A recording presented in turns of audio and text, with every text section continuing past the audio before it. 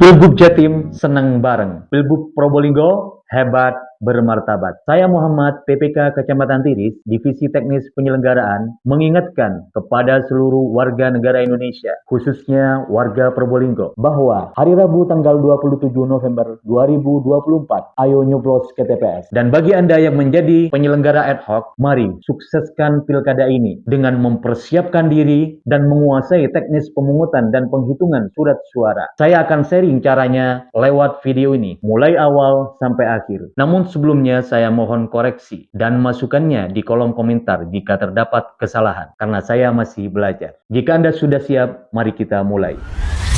Dalam teknis pemungutan dan penghitungan surat suara atau putung suara, ada beberapa poin yang harus difahami oleh PPK, PPS, ataupun KPPS sebagai penyelenggara ad hoc. Yang pertama, PPK sebagai penyelenggara tingkat kecamatan harus membuat listing perencanaan bimbingan teknis, baik untuk PPS ataupun KPPS. Berikut ini saya list contoh perencanaan bimbingan teknis.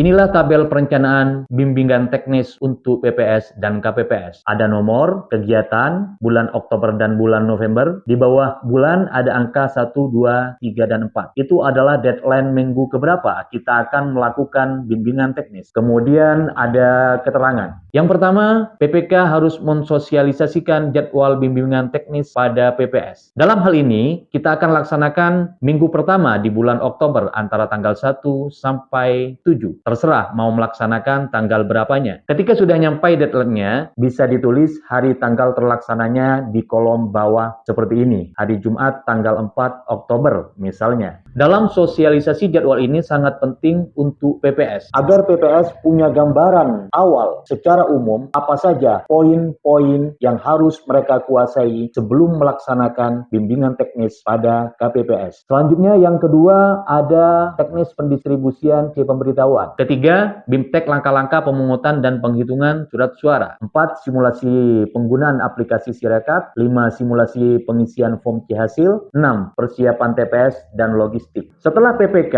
BIMTEK PPS, mulai poin 1 sampai 6 selesai, sekarang saatnya PPS membimbing KPPS. Dilanjutkan pada poin ketujuh ini. BIMTEK yang berisi, yang pertama, teknis pendistribusian C pemberitahuan, langkah-langkah pemungutan dan penghitungan surat suara, TPS dan logistik. Ketiga, simulasi pengisian form C hasil. 4, penggunaan aplikasi Sirekap. Dengan 4 poin ini, diharapkan PPS mampu membimbing secara sempurna pada KPPS selaku pelaksana pemungutan dan penghitungan suara di lapangan. Dan yang terakhir, pemantapan BIMTEK oleh Ketua KPPS pada anggotanya di masing-masing TPS.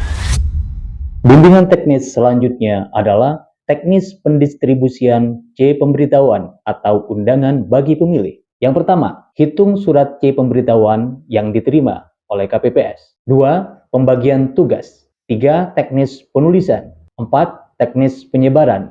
Yang terakhir, kalkulasi total pendistribusian yang sudah tersebar agar PPS dapat memantau KPPS bahwa C pemberitahuan sudah tersebar secara tuntas. Mari kita kupas satu persatu. Ada 2 jenis surat yang diterima. Yang pertama, lembaran daftar pemilih tetap atau DPT sebagai acuan penulisan C pemberitahuan. 2, lembaran surat C pemberitahuan itu sendiri. Sebelum melakukan penulisan, KPPS harus menghitung surat yang diterima terlebih dahulu untuk memastikan jumlah surat pemberitahuan sesuai dengan DPT yang sudah dicoklit. Karena jika surat tidak sesuai atau kurang, bisa segera menghubungi PPS setempat untuk meminta tambahan. Step kedua, pembagian tugas oleh KPPS. Ketua KPPS 1 memimpin, mengoreksi, dan memastikan pekerjaan selesai tepat waktu. KPPS 2 menulis surat bagian RT 1 misalkan. KPPS 3 menulis surat bagian RT 2. KPPS 4 menulis surat bagian RT 3 dan seterusnya. KPPS 5 menyampaikan surat bagian RT 1. KPPS 6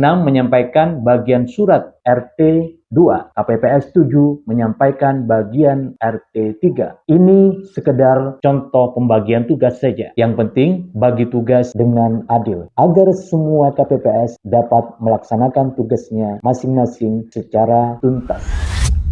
3, teknis penulisan. Dalam penulisan surat C pemberitahuan, ada beberapa poin yang harus dipahami oleh KPPS. Ini sangat penting untuk disampaikan oleh PPS kepada KPPS agar tidak salah menulis. Terutama ketua KPPS harus memberikan contoh yang jelas kepada anggotanya. Inilah contoh surat C pemberitahuan atau undangan pemilih. Yang pertama, tulis nomor DPT sesuai lembaran yang diterima. Misalkan nomor 001 dan seterusnya. Nama, LP, ini menunjukkan jenis kelamin, dikurung saja salah satunya, misalkan perempuan, agar nanti tidak membingungkan KPPS 4 waktu pencoblosan. NIK hari tanggal pencoblosan 27 November 2024. Waktu pemungutan jam 7.00 sampai 13 WIB. Nomor TPS tulis sesuai dengan TPS masing-masing. Alamat TPS ini diisi alamat yang spesifik. Kadang ada KPPS yang tidak paham alamat TPS, diisi nomor TPS, itu salah. Yang benar adalah diisi alamat yang jelas. Contoh, depan rumah Bapak Abdurrahman, RT 4, misalkan seperti itu. Setelah terisi semua, kemudian tulis nama terang Ketua KPPS dan ditandatangani. Di bawah ada nama yang menyerahkan dan yang menerima. Itu tulis dan ditandatangani ketika pembagian. Kemudian digunting sebagai bukti bahwa surat sudah dibagikan pada orang yang bersangkutan. 4. Teknis penyebaran surat C pemberitahuan. Ada beberapa poin penting dalam pembagian surat C pemberitahuan ini. Selain menjelaskan hari dan tanggal pemungutan, KPPS juga penting menyampaikan pada pemilih. Yang pertama, menjelaskan waktu yang disarankan yang tertera di surat C pemberitahuan. Misalkan, sampaikan kepada pemilih, jika Bapak ingin waktu yang agak longgar atau tidak terlalu ramai, maka Bapak sebaiknya nyoblos pada jam 10 sampai jam 11, misalkan seperti itu. Karena waktu itu sudah disesuaikan pemetaan yang sudah dijadwalkan masing-masing RT oleh petugas KPPS. Tetapi jika Bapak punya kesibukan, boleh di jam berapa saja, asalkan tidak golput. Yang kedua, menjelaskan tempat yang spesifik. Misalkan di depan rumah Bapak Abdurrahman RT 4. Yang ketiga, jelaskan pada pemilih bahwa ketika pencoblosan nanti harus membawa KTP dan ditunjukkan kepada petugas KPPS 4. Yang selanjutnya, kasih tahu pada pemilih jangan sampai golput. Yang terakhir adalah mencatat dan menandatangani bukti pendistribusian. Mencatat dan mengkalkulasi bukti pendistribusian surat C pemberitahuan ini sangat penting untuk dilakukan oleh Ketua KPPS agar PPS dan PPK dapat memantau KPPS bahwa undangan pemilih sudah didistribusikan dengan tepat sasaran dan tepat waktu sesuai deadline yang ditentukan dengan melampirkan bukti dan tanda tangan oleh Ketua KPPS sebagai laporan pada PPS dan PPK. Sekarang persiapan TPS dan logistik. Yang pertama, standar bentuk TPS. Berikut alat perlengkapan TPS yang harus disiapkan. 1. Ukuran TPS 8 x 10 meter persegi. Sesuaikan ukuran terop dan pagar pembatas. 2. Pintu masuk dan papan pengumuman. Papan pengumuman ini bisa berupa triplek atau whiteboard sebagai tempat daftar pasangan calon, salinan DPT, dan salinan pemilih pindahan. 3. Meja dan kursi KPPS 1, 2, dan 3, dan KPPS 4 dan 5, dan juga kursi saksi. 4. Kursi tunggu pemilih prioritas dan pemilih biasa. 5. 4 buah meja untuk bilik suara. 6. Penutup belakang bilik suara bisa berupa triplek atau kain tebal seperti karpet dan lain-lain untuk menjaga kerahasiaan pemilih. 7. Satu kursi untuk KPPS 6 dan meja untuk 2 kotak suara. 8. Satu kursi dan meja untuk KPPS 7 untuk celup tinta. 9. Pintu keluar. 10. Banner bertuliskan selamat datang di TPS 7. 11. Tulisan pintu masuk dan pintu keluar. 2. Rencana distribusi logistik. Yang pertama, distribusi logistik dari KPU ke PPK antara tanggal 22, 23, dan 24 November. Distribusi yang kedua dari PPK ke PPS, yaitu tanggal 25 November. Yang ketiga, distribusi dari PPS ke TPS, yaitu tanggal 26 November. 3. Jenis logistik. Ada 3 jenis logistik. Yang pertama, perlengkapan pemungutan suara berupa kotak suara, surat suara, tinta, bilik, segel, alat pencoblos, dan tempat pemungutan suara atau TPS. Yang kedua, dukungan perlengkapan lainnya berupa sampul, tanda pengenal, karet pengikat, lem, kantong plastik, pulpen biru, gembok, spidol biru, formulir, stiker, tali pengikat, dan alat bantu tunanetra. Logistik ketiga, perlengkapan pemungutan suara lainnya berupa salinan DPT, salinan DPTB, daftar pasangan calon, daftar calon tetap, label identitas, stiker quick response, kotak hasil TPS, dan kotak rekapitulasi. 4. Warna surat suara. Surat suara pemilihan gubernur berwarna merah marun. Surat suara pemilihan bupati berwarna biru muda. Sedangkan surat suara pemilihan wali kota berwarna hijau toska.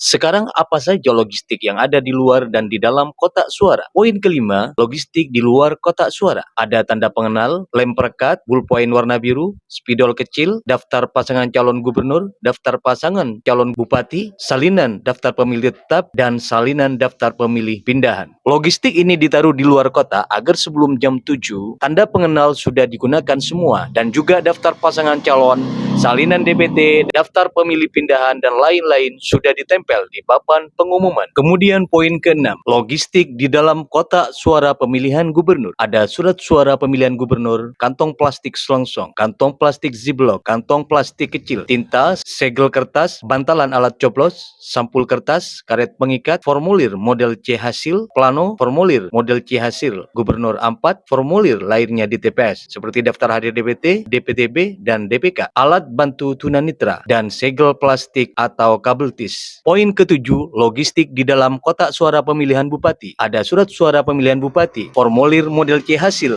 bupati, plano, formulir model C hasil, salinan, 4, dan alat bantu tunanetra, dan plastik selongsong. Ketiga kelompok jenis logistik tersebut harus difahami oleh semua KPPS. Pengisian form C hasil dalam penghitungan surat suara adalah inti dari hasil perolehan suara dari sebuah pemilihan. Baik pemilu ataupun pilkada, caranya sama, tidak jauh beda. KPPS sebagai pelaksana teknis di lapangan harus benar-benar paham cara penulisan huruf, angka, dan cara kalkulasi hasilnya sesuai petunjuk teknis yang berlaku.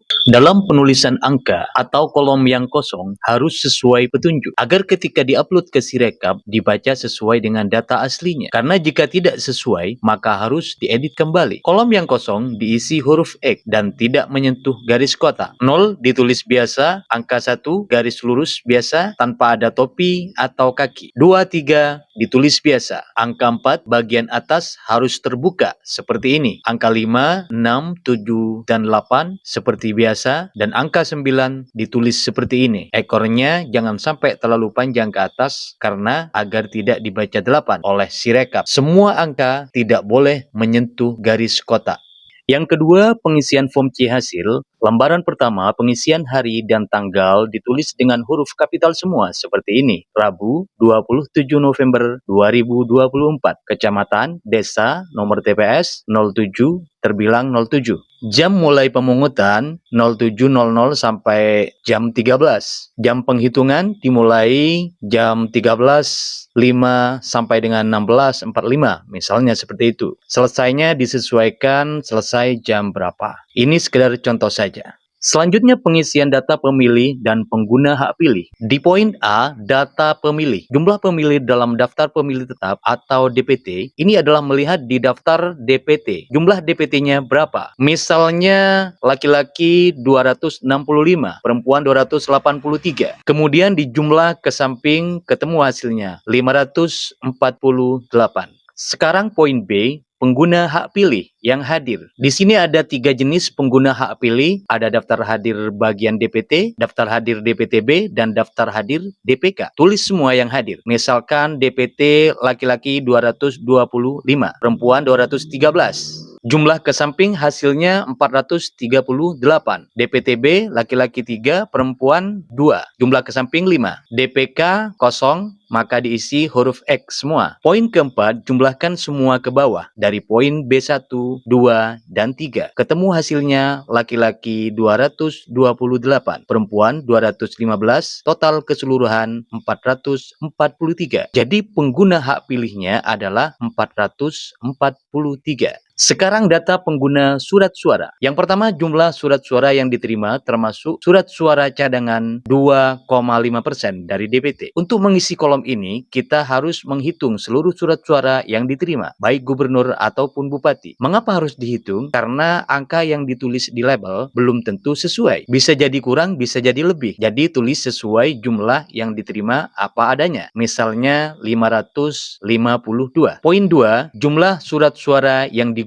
Ini sama dengan jumlah pengguna hak pilih, yaitu 443. Untuk menghitung jumlah surat suara yang tidak digunakan atau rusak adalah jumlah surat suara yang diterima dikurangi surat suara yang digunakan, dan juga dikurangi surat suara yang dikembalikan oleh pemilih. Hasilnya adalah 109. Untuk pemilih disabilitas diisi jika ada, dan ini tidak mempengaruhi penghitungan. Kemudian tulis nama terang di sini dan tanda tangan semua KPPS dari KPPS 1 sampai KPPS 7. Dan juga saksi pasangan calon, tulis juga nama terang, kemudian tanda tangan, semuanya. Sekarang kita isi data perolehan suara sah pasangan calon. Dalam hal ini ada 3 paslon A, B, dan C. Paslon A memperoleh suara sebanyak 200 suara. Tulis diteli sebanyak 3 baris, masing-masing 60, dan 1 baris berisi 20 suara. Jadi totalnya tulis di sini 200. Tulis terbilangnya 200. Tulis garis Z bagian kolom yang kosong. Arsir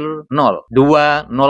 Begitu juga di paslon B sama memperoleh 200 suara. Dan paslon C dapat suara 42. Sama tulis lengkap seperti ini. Sekarang mengisi surat suara sah dan tidak sah. Yang pertama, di poin A, jumlah seluruh suara sah ini diambil dari total suara dari paslon A plus B plus C, yaitu 200 plus 200 plus 42, sama dengan 442. Pada poin B, jumlah suara tidak sah, yaitu 1 suara. Ditulis lengkap seperti ini, yaitu X1, XX1. Jumlahnya ditulis, kolom kosong diisi garis Z, diisi 1 terbilang 1. Yang terakhir di poin C, jumlah seluruh suara sah dan tidak sah diambil dari jumlah sah dan tidak sah, yaitu 442 plus 1, hasilnya 443. Untuk memastikan pengisian form C hasil ini benar, indikatornya adalah jumlah surat suara yang digunakan harus sama dengan pengguna hak pilih. Harus juga sama dengan jumlah surat suara sah dan tidak sah. Dalam hal ini, jumlah pengguna hak pilih 443, surat yang digunakan juga 443. Surat suara sah dan tidak sah juga harus 443. Jika ketiga poin tersebut sudah sama, berarti pengisian form C hasil sudah benar. Tentu dengan proses kalkulasi yang benar juga. Ada beberapa penyebab ketiga hal tersebut tidak sinkron. Yang pertama, pemilih tidak tanda tangan pada daftar hadir, tapi menggunakan hak pilihnya. Yang kedua, jumlah surat suara yang diterima salah hitung oleh KPPS. Yang ketiga, surat suara rusak dan keliru coblos, itu digabung jumlahnya dengan surat suara tidak sah. 4, pemilih salah memasukkan surat suara ke dalam kotak yang seharusnya. Yang kelima, surat suara diberikan ganda.